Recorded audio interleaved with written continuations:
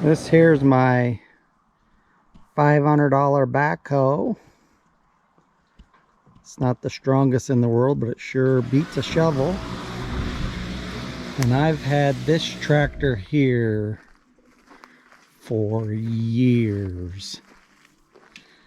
It's lasted me longer than I ever thought it would have.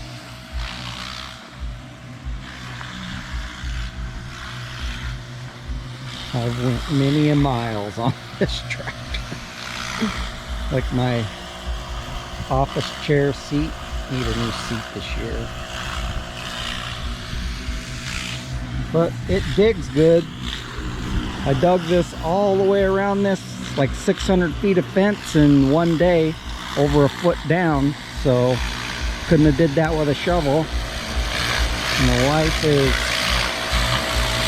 power washing our other toy we have.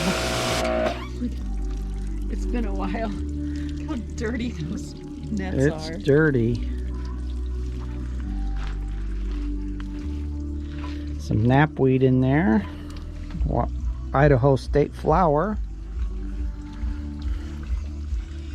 This seat's back there because the battery was just a little weak. It wasn't totally dead, but so we're washing her up and